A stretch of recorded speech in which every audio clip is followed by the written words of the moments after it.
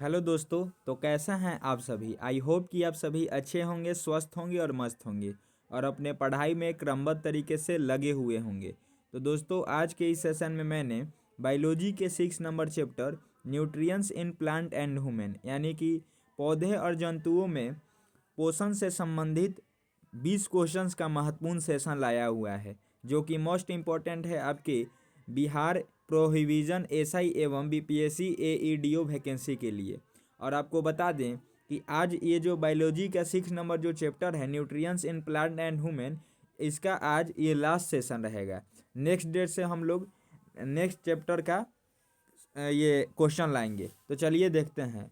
First question है, संपूर्ण भोजन का पाचन आहार नाल के किस भाग में होता है। ऑप्शन ए में है अमाशय, ऑप्शन बी में है छोटी आंत, ऑप्शन सी में है बड़ी आंत, ऑप्शन डी में है इनमें से कोई नहीं। तो इसका राइट आंसर हो जाएगा ऑप्शन बी, छोटी आंत। 2 नंबर क्वेश्चन है, पचे हुए भोजन का अवशोषण आहार नाल के किस भाग में होता है। तो दोस्तों, इसका जो राइट आंसर हो जाएगा ऑप्शन सी हो जाएगा, छोटी आंत में होता है। नेक्स्ट 3rd नंबर क्वेश्चन है, भोजन का पूर्ण पाचन छोटी आंत के किस भाग में होता है। ऑप्शन ए में है ग्रहणी में, ऑप्शन बी में है जेजुनम में, ऑप्शन सी में है इलियम में, ऑप्शन डी में है कोलन में। तो इसका राइट आंसर हो जाएगा ऑप्शन सी, इलियम में। 4 नंबर क्वेश्चन है, निम्नलिखित कथनों पर विचार कीजिए। कथन फर्स्ट है, पचे हुए भोजन का अवशोषण छोटी आंत के इलियम भाग में मौजूद बिलाई द्वारा होता है। सेकंड कथन है, अवशोषित भोजन बिलाई में मौजूद रक्त कोशिकाओं के रक्त में मिल जाता है। थर्ड कथन है, अवशोषित भोजन रक्त संचार के द्वारा शरीर के विभिन्न भागों में वितरित हो जाते हैं। उपयुक्त में से कौन सा कथन सत्य है, इसका चुनाव करना है। तो दोस्तों, उपयुक्त में से तीनों कथन सत्य हैं। Option D will be right answer हो जाएगा। चलिए देखते हैं नेक्स्ट क्वेश्चन। 5 नंबर क्वेश्चन है, वसा का पाचन जिस अंग में पूर्ण होता है वह है। ऑप्शन ए में है अमाशय, ऑप्शन बी में है मुख, ऑप्शन सी में है छोटी आंत, ऑप्शन डी में है बड़ी आंत। तो इसका राइट आंसर हो जाएगा ऑप्शन सी, छोटी आंत। 6 नंबर क्वेश्चन है, पाचन क्रिया में प्रोटीन निम्नलिखित में किस पदार्थ में बदल जाते हैं। ऑप्शन ए में है वसा में, ऑप्शन बी में है ग्लूकोज में, ऑप्शन सी में है एमिनो अम्ल में, ऑप्शन डी में है शर्करा में। तो इसका राइट आंसर हो जाएगा ऑप्शन सी, एमिनो अम्ल में। नेक्स्ट 7 नंबर क्वेश्चन है, पाचन क्रिया के उपरांत ऑप्शन ए कह रहा है कार्बोहाइड्रेट ग्लूकोज फ्रक्टोज तथा ग्लैक्टोज नामक सरल शर्करा में बदल जाता है। ऑप्शन बी में है वसा वसीय अम्ल तथा ग्लिसरॉल में परिवर्तित हो जाता है। ऑप्शन सी में है प्रोटीन अमीनो अम्ल में परिवर्तित हो जाते हैं। ऑप्शन डी में है इनमें से सभी। तो इसका राइट आंसर हो जाएगा ऑप्शन डी, इनमें से सभी। 8 नंबर क्वेश्चन है, निम्नलिखित में कौन सा एक सही नहीं है। ऑप्शन ए में है बड़ी आंत में कोई एंजाइम का स्राव नहीं होता है।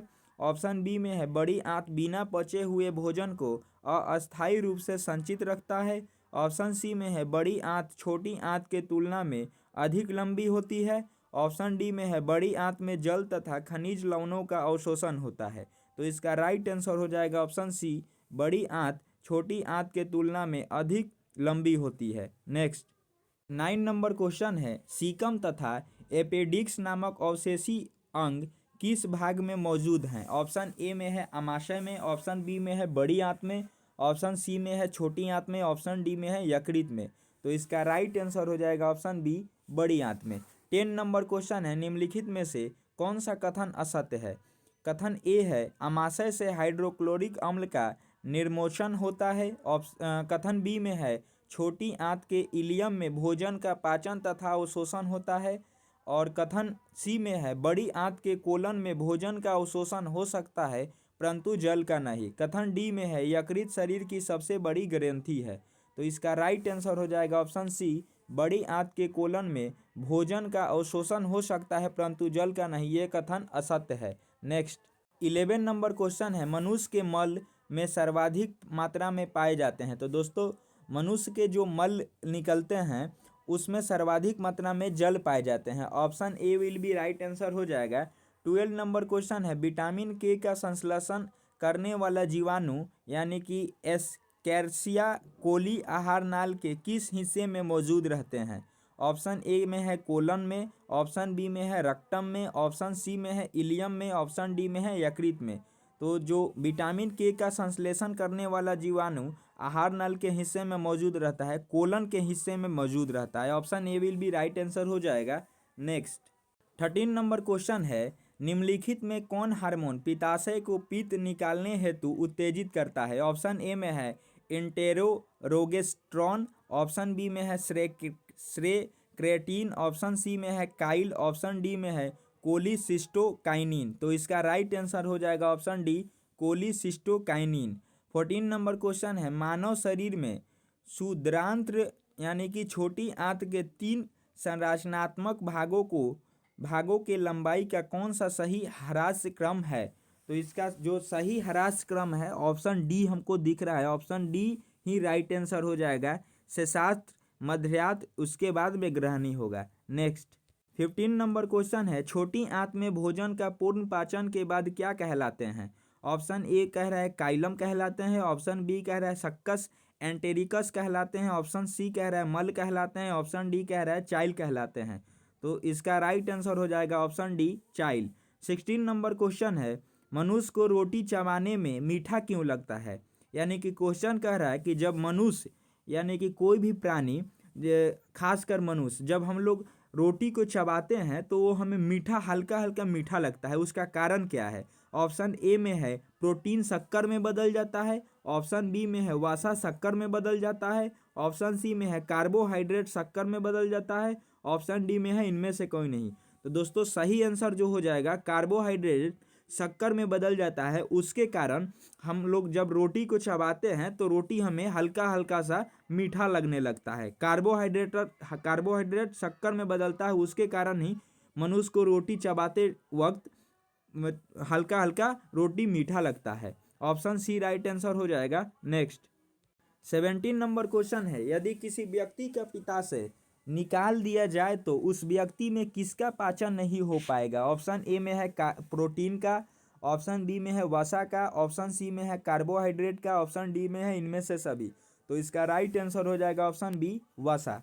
18 नंबर क्वेश्चन है, माल्टोस, सुक्रोज, लैक्टोज एंजाइम पाए जाते हैं। ऑप्शन ए में है आर्द्र रस में, ऑप्शन बी में है जठर रस में, ऑप्शन सी में है पीत रस में, ऑप्शन डी में है अग्नाशयी रस में। तो इसका राइट आंसर हो जाएगा ऑप्शन ए आंध्र रस में। नेक्स्ट 19 नंबर क्वेश्चन है, मनुष्य की पाचन क्रिया के संदर्भ में निम्नलिखित कथनों में से कौन सा सही नहीं है? कथन ए है एस्टीएप्सिन एंजाइम पाइसीकृत वसा का ग्लिसरीन तथा फैटी अम्ल में परिवर्तित कर देता है।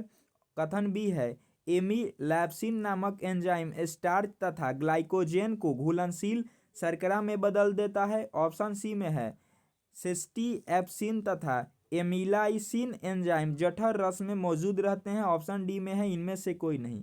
तो इसका राइट आंसर हो जाएगा ऑप्शन सी।